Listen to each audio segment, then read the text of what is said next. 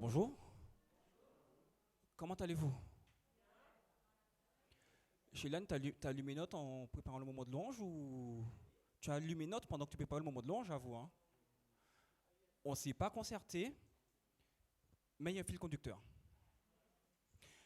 J'espère que vous allez bien, que vous avez réussi à arriver ici correctement. Je vous avoue, moi ce matin c'est un peu compliqué. Oui, je vous raconte un peu ma vie, hein. Mais j'habite à 1 heure d'ici. Je prends la route normalement. Et route barrée, je ne sais pas pourquoi, mais route barrée, une autre déviation, route barrée. Je dis, bon, ok, on va mettre le GPS. Sauf qu'il n'y a pas de réseau. Oui, parce qu'il faut passer par la forêt, tout ça. Donc on se dit, bon, on va le jouer à l'estime. Finalement, j'arrive à rejoindre l'autoroute, la A6. Et il y a un cortège, une caravane, je sais pas, qu'est-ce qui passe. Je vois des motards, des policiers, tas de trucs. La bretelle est bloquée, je ne peux pas sortir sur l'autoroute. Je me dis, bon, ça va être compliqué. Mais Dieu merci, je suis arrivé quand même ce matin. Et je suis content. Ce matin, j'ai envie de vous poser une question à tous ceux qui sont, à vous tous ici présents. Qu'est-ce qui définit ta valeur? En fonction de la situation économique ou géopolitique d'un pays, on remarque que la monnaie du pays varie, tantôt plus forte, tantôt plus basse. Par exemple, à l'instant où je vous parle, 1 euro est égal à 1,09 dollars. Peut-être que demain ce sera plus, demain ce sera moins, on ne sait pas. La valeur d'un service, lui aussi, peut varier en fonction de la saison, en fonction de l'offre ou de la demande. On le voit notamment pendant l'été, surtout nous Antillais, quand on veut rentrer aux Antilles.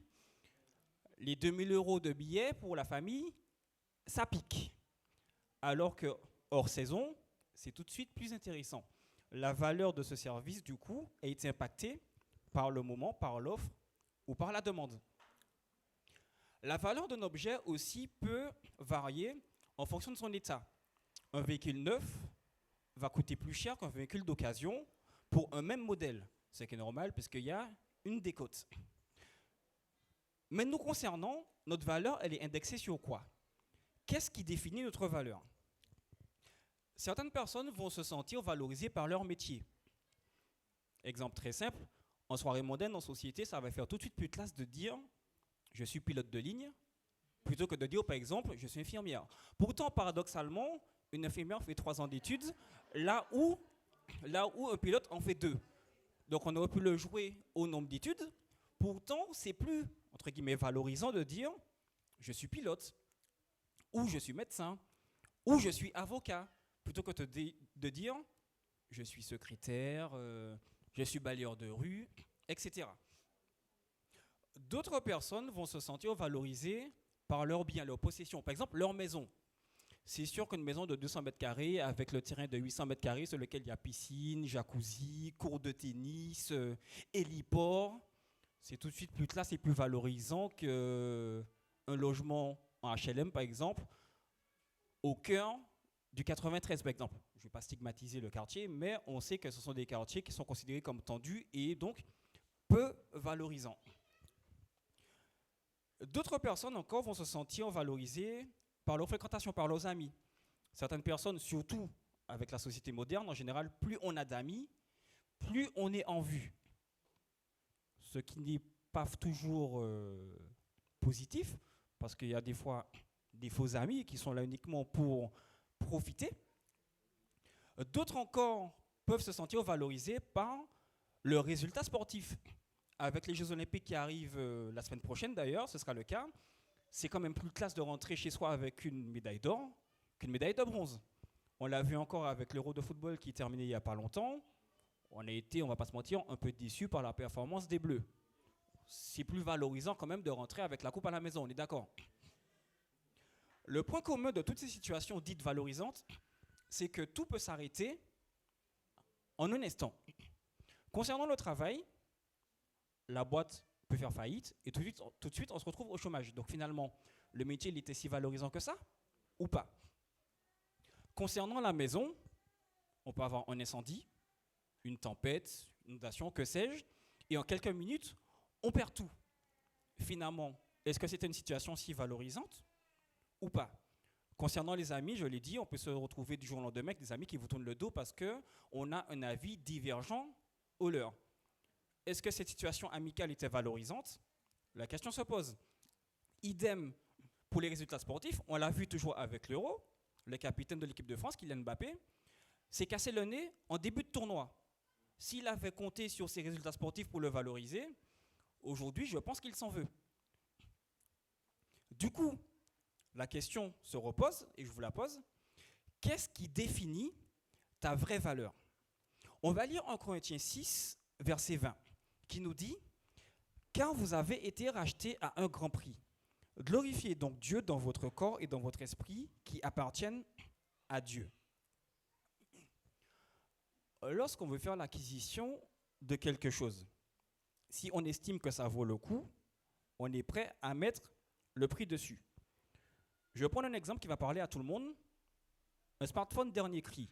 Bon, j'ai besoin de changer de téléphone, ça fait un petit moment, mon téléphone est là, il commence à fatiguer. Je dois me trimballer un générateur parce que la batterie ne tient pas. Bon, il est temps de changer. On va faire les choses bien. Il y a quoi dans les catalogues? Le dernier iPhone, il est pas mal, hein? Ou le dernier Galaxy, comme ça, il n'y a pas de jaloux. Le dernier S24, il est sympa. Bon, allez, on va faire les choses bien. Il me faut un écran un peu grand. Allez, on va dire 15 Pro Max ou S24 Ultra. Ouais, c'est pas mal. En plus, il me faut beaucoup de stockage, genre 1 Tera, un bel appareil photo pour faire de belles stories pendant de beaux moments de louange comme celui qu'on vient de vivre. Voilà, il faut de l'espace de stockage parce que vous comprenez, je dois installer la Bible, l'esprit de prophétie, l'hymne de louange, l'application de la leçon de l'école du sabbat. Ok, une fois que j'ai fait toutes les caractéristiques, combien il coûte? 1980 €. Oh, ça va, ça vaut le coup. 1700? Bon, allez. Ça vaut le coup. Je passe à la caisse. Je grossis un peu le trait, mais vous voyez où je veux en venir. Quand on estime que quelque chose a de la valeur, on est prêt, quitte à le payer en plusieurs fois s'il faut, mais on est prêt à mettre le prix dessus. Alors que la même chose, si on se dit non, franchement, pour ce que c'est, ça ne vaut pas le coup, sincèrement, on ne l'achète pas. Vous êtes d'accord avec moi? On a vu juste avant, dans 1 Corinthiens 6,20, qu'on a été racheté à un grand prix par Dieu. Mais à quel prix a-t-on été acheté? Jean 3,16 nous dit « Car Dieu a tant aimé le monde qu'il a donné son... » Car Dieu a tant aimé le monde qu'il a donné son... Ah, je pensais que ça allait être vite. Un moment, j'ai cru qu'il n'y avait plus personne. Afin que quiconque croit en lui ne périsse point, mais qu'il ait la vie éternelle. La monnaie que Dieu a utilisée pour nous racheter est son propre Fils. Je ne sais pas si vous réalisez l'ampleur de la chose. On va faire un retour en arrière dans Genèse 22, verset 2, où Dieu dit « Prends ton fils, ton unique, celui que tu aimes, Isaac, va-t'en au pays de Morija, et là offre-le en holocauste sur l'une des montagnes que je te dirai. » Ce verset raconte une partie de l'histoire d'Abraham, notamment quand Dieu lui a demandé de lui offrir son fils en sacrifice. Regardez bien ce qui est écrit au début du verset. Prends ton fils, ton unique, celui que tu aimes. Pour nous, Dieu a fait la même chose en fait. Vous savez, dans les magasins, quand on a quelque chose à acheter, souvent il y a une étiquette avec le prix. 2 €, 20 €, 30 €, etc. Sur notre front, il y avait une étiquette écrite « Ton fils, ton unique, celui que tu aimes ». Tous ceux qui sont parents ici, imaginez que vous deviez envoyer votre enfant, même pas pour le sacrifier, juste en prison, mais en prison à vie, pour que son entrée en prison puisse libérer le plus grand des tueurs en série que la terre n'ait jamais porté. Est-ce que vous le feriez? Perso, j'ai un fils, je ne le fais pas. Et je pense que je ne suis pas le seul dans ce cas-là. D'autant plus que mon fils, c'est mon fils unique, et c'est celui que j'aime. Pourtant, Dieu a quand même fait le choix de passer à la caisse avec comme monnaie d'échange son fils, son unique, celui qu'il aime, pour pouvoir nous racheter à grand prix. Il a payé le prix fort. Vous n'êtes toujours pas convaincu de ce qui définit votre valeur. Ok, c'est pas grave, on va continuer. On va aller dans 1 Corinthiens 6, verset 19. Ne savez-vous pas que votre corps est le temple du Saint-Esprit qui est en vous, que vous avez reçu de Dieu et que vous ne vous appartenez point à vous-même? Ce verset, on le voit assez souvent. Mais qu'est-ce qu'un temple? Comme d'habitude, quand je me pose une question sur un mot, je vais dans le dictionnaire. Définition. Édifice public consacré au culte d'une divinité. Ok? On va faire un tour dans 1 Roi 6, versets 14 à 16. Ces différents versets nous relatent la construction du temple par le roi Salomon. Après avoir achevé de bâtir la maison, Salomon en revêtit intérieurement les murs de planches de cèdre, depuis le sol jusqu'au plafond. Il revêtit ainsi de bois l'intérieur, il couvrit le sol de la maison de planches de cyprès. Il revêtit de planches de cèdre les 20 coudées du fond de la maison, depuis le sol jusqu'au haut des murs. Et il réserva cet espace pour en faire le sanctuaire, le lieu très saint. On va continuer, donc toujours dans 1 Roi 6, on va aller au verset 19 à 23.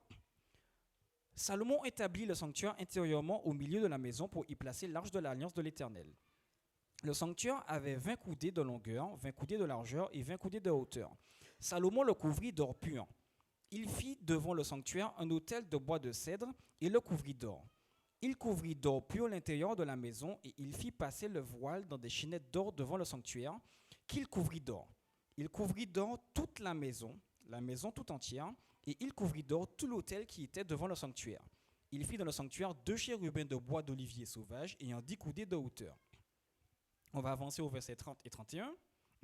Il couvrit d'or le sol de la maison, à l'intérieur et à l'extérieur. Il fit à l'entrée du sanctuaire une porte à 2 battants de bois d'olivier sauvage, l'encadrement avec les poteaux équivalait à 1/5 du mur. Lors de la construction du temple, Salomon a utilisé entre autres du bois de cyprès, du bois de cèdre et du bois d'olivier. Le point commun entre toutes ces essences de bois, c'est que ce sont des essences considérées comme précieuses. Ce sont uniquement des bois précieux et qui valent très cher. Il a également utilisé de l'or. Je ne vous ferai pas l'affront de vous détailler la valeur de l'or. Où je veux en venir? Pourquoi Salomon a utilisé tous ces matériaux précieux, ça marche mieux de ce sens-là, pour construire le temple? Tout simplement pour être à la hauteur de la divinité qu'il est censé accueillir. Parce qu'on l'a vu, un temple, c'est un édifice qui doit accueillir une divinité. Vous savez, quand il y a un roi, un prince, un chef d'État, peu importe, qui vient en visite dans un autre pays, on ne le reçoit pas n'importe où. Les dîners se passent dans de grands restaurants. Il va loger dans des palaces où le sol, c'est du marbre. Les nappes sur les tables, c'est de la soie. Les couverts sont en argent. Il y a des dorures. Et ce n'est pas juste du doré, c'est des feuilles d'or sur les moulures. Pourquoi? Parce que c'est un chef d'État.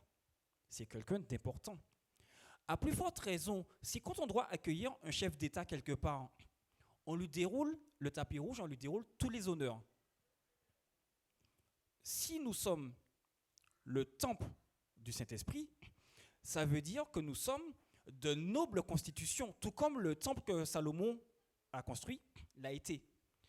Et si nous sommes de nobles constitutions, ça veut dire que nous sommes faits de matériaux précieux. Et si nous sommes faits de matériaux précieux, ça veut dire que nous avons de la valeur aux yeux de Dieu. Un autre exemple, une autre preuve de notre valeur se trouve dans le livre de Genèse. Particulièrement dans Genèse 1 au verset 20.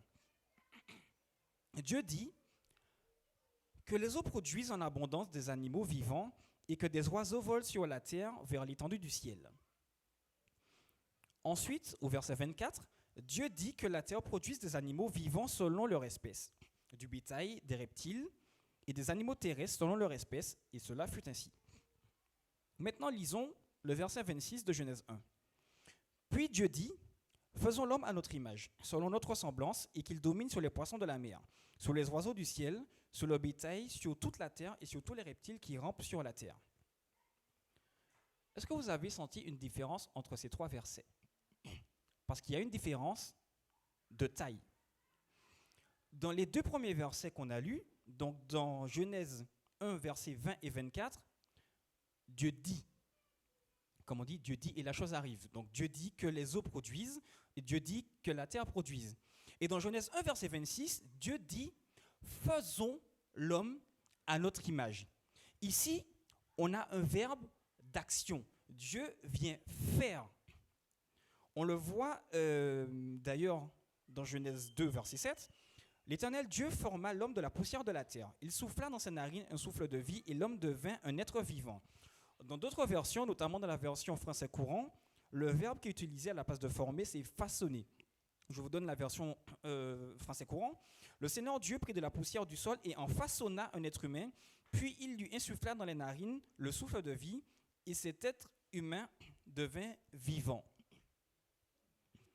Pour une partie de la création, Dieu parle. Et quand il s'agit de nous, de l'homme, de l'être humain, Dieu, roi de l'univers, prend le temps de descendre de son trône et venir sur terre pour venir rassembler de la poussière et façonner de ses propres mains un être humain. Est-ce que vous voyez l'ampleur de la chose? C'est comme si vous avez le dirigeant le plus puissant du monde qui vient prendre le temps de s'asseoir à vos côtés ici et vous mettre assis sur sa jambe et vous dit « Raconte-moi ta journée, comment ça s'est passé ?» Le maître de l'univers est venu à quitter son trône, entouré de ses anges, entouré de tous ses trésors, pour venir sur la terre, venir former l'être insignifiant que je suis. Est-ce que vous voyez l'ampleur de la chose? Est-ce que ça, c'est pas avoir de la valeur aux yeux de Dieu? Et pour vous montrer vraiment que Dieu a pris le temps de nous façonner, Dieu a même pris le temps de laisser une trace de son passage, une trace de ses droits sur nous. On va faire un petit exercice tous ensemble. Prenez votre index. Allez-y, faites comme moi. Prenez votre index et posez-le au creux de l'oreille juste ici. Il n'y a qu'un droit qui peut passer. Et vous voyez cette trace-là, là où un index peut passer? C'est les vestiges du droit de Dieu sur vous qui vous a dessiné, qui vous a formé, qui vous a façonné. Prenez le temps vraiment, prenez votre doigt juste ici et passez-le. Il n'y a qu'un seul droit qui peut passer. Dieu a vraiment pris le temps de former de la terre et avec son droit divin, il a pris le temps de venir dessiner un petit sillon juste là comme ça. Et il s'est dit pour que le vestige reste et qu'on n'oublie pas qu'on a été créé, façonné, qu'on a de la valeur à ses yeux, il s'est dit, je vais laisser une petite trace de mon passage juste ici. L'oreille aurait pu être lisse, uniforme. Je pense qu'on entendrait tout aussi bien parce que Dieu l'aurait décidé ainsi. Pourtant, il y a tout un tas de nervures, tout un passage qui fait que, voilà, il y a vraiment un modelage. On dit de Dieu souvent qu'il est un potier. Et là, vraiment, on a l'exemple d'une poterie, d'une sculpture qui était vraiment formée, façonnée par le roi de l'univers, tout simplement. Est-ce que ça ne veut pas dire avoir de la valeur aux yeux de Dieu? Qu'est-ce qui définit ta vraie valeur? Dieu t'a formé. En plus d'avoir pris le temps de modeler un homme et une femme, Dieu prend aussi le temps de nous connaître. Je vais prendre l'exemple d'un couple. Tous ceux qui sont en couple, imaginez que votre partenaire revient de voyage après, disons, 6 mois. 6 mois sans se voir. OK? Toi, tu viens de te marier, ça te paraît long, 6 mois. Imaginez, 6 mois sans voir votre époux ou votre épouse. Quand la date du retour arrive, est-ce que vous envoyez quelqu'un la chercher à l'aéroport? Ou est-ce que vous allez vous-même, quitte à poser un jour de congé s'il le faut? Personnellement, une journée sans ma femme, je déprime déjà. Donc je vous dis que même s'il faut poser 3 jours de congé pour aller la chercher, j'irai la chercher.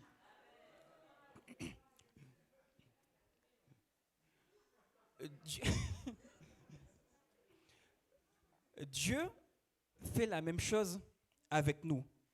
Il prend le temps de venir à notre rencontre pour passer du temps et pour nous connaître. Je reprends l'exemple du couple.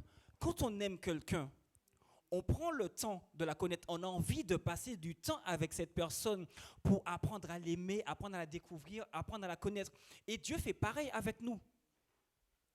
Dans Luc 12, verset 7, il nous dit « Et même les cheveux de votre tête sont comptés. Ne craignez donc point, vous valez plus que beaucoup de passereaux. » Vous imaginez ça? J'ai tellement de valeur aux yeux de Dieu qui connaît le nombre de mes cheveux. Bon, pour moi, c'est facile, il n'y en a pas beaucoup, c'est facile à compter. Mais pour beaucoup d'entre vous ici présents, c'est beaucoup plus long. Et malgré ça, Dieu peut dire précisément le nombre de cheveux à l'instant T de chacun ici présent. Si une personnalité aussi importante que Dieu prend le temps de venir me connaître, de venir m'observer, et même, j'ai envie de dire, de perdre le temps de compter mes cheveux, même si j'en ai pas beaucoup, mais il vient constater que j'en ai pas beaucoup pour me dire, tu n'en as pas beaucoup, mais tu as quand même de la valeur à mes yeux. Est-ce que ça, c'est pas de l'amour? Est-ce que ça, c'est pas être important aux yeux de Dieu? Qu'est-ce qui définit ta valeur? Ton travail? Tes amis? Tes biens? Tes résultats sportifs? Ou Dieu, tout simplement? L'avantage d'avoir une valeur indexée sur Dieu, c'est qu'elle ne change pas, parce que Dieu ne change pas. Même l'or qui est une valeur refuge voit son cours évoluer et donc sa valeur. Il y a quelques années, l'or valait moins cher qu'aujourd'hui. Et ça se trouve, demain, il y a une crise mondiale, le cours de l'or va grimper. Pourtant, c'est une valeur refuge. On se dit, bon, on va tout indexer sur l'or, comme ça, on est tranquille. Et même ça, ce n'est pas fiable. Alors que si ma valeur elle est indexée sur Dieu, je sais que quoi qu'il arrive, ma valeur ne changera jamais. Pourquoi? Parce que Dieu ne change pas. Si l'index est invariable, la valeur associée est aussi invariable. Et en plus de ça, non seulement ma valeur elle est invariable, mais en plus elle est certifiée. Je suis même livré avec un certificat d'authenticité qui confirme que je ne suis pas une contrefaçon. Le certificat se trouve dans Ésaïe 43, verset 4. Je vais vous lire ce texte dans la version Semeur parce que je préfère cette version. Néanmoins, vous pourrez la suivre sur la version seconde. Ésaïe 43, verset 4 dit ceci. « Oui, parce que tu m'es précieux et que tu as du prix pour moi et que je t'aime, je donnerai des hommes en échange de toi et des peuples contre ta vie. » Je reprends ça. Oui, parce que tu es précieux et que tu as du prix pour moi. Déjà, Dieu me dit ça. Franchement, je peux me coucher tranquille. Dieu m'a dit que j'ai du prix pour lui. Franchement, je suis serein. Mais il ne s'arrête pas là. Il me dit non, tu as du prix, mais tu as encore plus de valeur. Je donnerai des hommes en échange de toi et des peuples contre ta vie. Ça veut dire que pour ma vie singulière, Dieu est prêt à donner tous les peuples de la terre s'il le faut pour me montrer que ma valeur est importante à ses yeux. Maintenant que vous êtes convaincus de votre valeur aux yeux de Dieu, en tout cas j'espère que vous êtes convaincus, j'ai tout fait pour que vous le soyez, je vais vous poser une question. Je vais reprendre l'exemple du smartphone haut de gamme. Est-ce que vous déposez votre téléphone n'importe où? Dans un environnement poussiéreux, un environnement sale, etc. Sincèrement, je pense que non. Vous allez acheter une coque de protection, vous allez même mettre un film de protection pour protéger l'écran, vous allez mettre une petite dragonne pour ne pas le perdre, vous allez en prendre soin. Pourquoi? Parce que c'est un appareil qui a de la valeur à vos yeux. Quand votre voiture sort du car wash, est-ce que vous laissez vos enfants sauter sur les sièges et manger leurs chips dans la voiture et mettre des miettes partout? Je pense que non. J'ai un enfant qui a bientôt 4 ans. Quand je viens de nettoyer ma voiture et qu'il mange dans la voiture, j'ai de l'urticaire. Je ne peux rien dire, c'est mon fils, mon unique, et je l'aime. Donc je dis, bon, je laisse passer. Mais ça me titille, ça me travaille. Et je pense que je ne suis pas le seul à avoir ce mode de pensée ici. Pareil, quand vous avez passé la journée du dimanche à faire le ménage de la semaine et que vous avez même astiqué à la brosse à dents dans les joints du carrelage, est-ce que vous acceptez que quelqu'un rentre avec ses chaussures peu boueuses, qui rentre, laisse des grosses traces de pas dans la maison? Je pense que non. Sincèrement, si je fais ça, je crois que ma femme, elle m'étrangle. Quand quelque chose a de la valeur à nos yeux, on le préserve, on en prend soin. Ça veut dire que si j'ai de la valeur aux yeux de Dieu, je me préserve et je prends soin de moi. Et ça passe par toutes sortes de contextes, que ce soit prendre soin de soi pour l'alimentation, prendre soin de soi, aller se couper les cheveux, etc., se faire beau et belle. Ben oui, j'ai de la valeur aux yeux de Dieu, je ne peux pas me laisser aller. Quand je vois un lingot d'or sorti d'affinage, il est brillant, il est beau, j'ose à peine le toucher de peur de mettre une trace de droit dessus, parce que l'or a de la valeur. Alors pourquoi, en tant que joyau de Dieu, je vais me laisser aller? Ou je vais laisser mes pensées aller? Ou je vais laisser mon alimentation aller? Ce n'est pas compatible. Si j'ai de la valeur aux yeux de Dieu, il faut que je préserve ce joyau. D'ailleurs, dans Philippiens 4:8, il est écrit « Au reste, frères, que tout ce qui est vrai, que tout ce qui est honorable, tout ce qui est juste, tout ce qui est pur, tout ce qui est aimable, tout ce qui mérite l'approbation, ce qui est vertueux et digne de louange, soit l'objet de vos pensées. » Le même texte en version semeur dit « Nourrissez vos pensées de tout ce qui est vrai, noble, juste, pur, digne d'amour ou d'approbation, de tout ce qui est vertueux et mérite louange. » Quand on reçoit des invités chez soi, surtout nous Antillais, on aime faire les choses bien. On sort notre meilleure vaisselle, on sort les meilleures coupes pour boire avec nos invités notre meilleur champomis millésimé. Voilà. On sort nos meilleures coupes en cristal et ce n'est pas de l'eau qu'on va mettre dedans parce que c'est un événement, c'est un moment important. C'est un moment qui a de la valeur. Il y en a de même pour nous. Je ne vais pas vous dire quoi manger, quoi regarder, quoi écouter, quoi faire, etc. Je pense que le Saint-Esprit est suffisamment puissant pour parler à chacun ici présent, pour que chacun sache quoi faire dans telle situation. Néanmoins, la chose à retenir, c'est que si j'ai de la valeur aux yeux de Dieu, il faut que je me préserve en tant que joyau. Parce que si je suis un bijou, je suis dans un écrin. Et mon écrin ne peut pas être n'importe quel environnement. Je ne peux pas baigner dans n'importe quoi parce que je suis un joyau. Quand une jeune femme est fiancée et qu'elle a reçu son meilleur diamant et qu'une fois mariée, il y en a qui enlèvent la bague de fiançailles pour mettre l'alliance, il y en a d'autres qui gardent. Mais celle qui l'enlève, la bague, elle ne la dépose pas au fond de l'armoire et voilà. Elle va la prendre délicatement, passer le petit chiffon qui va avec pour enlever les traces de doigts, la poser dans son écrin correctement et la mettre précieusement quelque part parce que c'est un objet qui a de la valeur. Et si nous avons de la valeur aux yeux de Dieu, pareil, on doit faire attention à nous. Toi qui vis dans un HLM, dans un quartier défavorisé, toi qui te fais rabaisser au travail, toi qui te fais harceler à l'école, ou même toi qui t'apprêtes à mettre fin à tes jours, n'oublie jamais que si tu existes, c'est parce que Dieu, le roi de l'univers, a voulu que tu vives et que tu as de la valeur à ses yeux. Le psaume 139 nous le dit d'ailleurs, versets 15 et 16. « Mon corps n'était pas caché à tes yeux quand dans le secret je fus façonné et tissé comme dans les profondeurs de la terre. Je n'étais encore qu'une masse informe, mais tu me voyais et dans ton registre se trouvaient déjà inscrits tous les jours que tu m'avais destinés, alors qu'aucun d'eux n'existait encore. » Quand certains cherchent à te dévaloriser, n'oublie pas que Dieu t'a validé et que tu as de la valeur aux yeux de Dieu. Il en est de même depuis les origines, il en sera de même jusqu'à la fin. Parce que comme le dit le chant, Dieu est fidèle et il ne change pas. Tu as de la valeur aux yeux de Dieu. Comme dit un chant que j'aime bien, le King m'a validé. Donc si le King m'a validé, qui peut me dévaluer? Qui peut venir me déstatuer?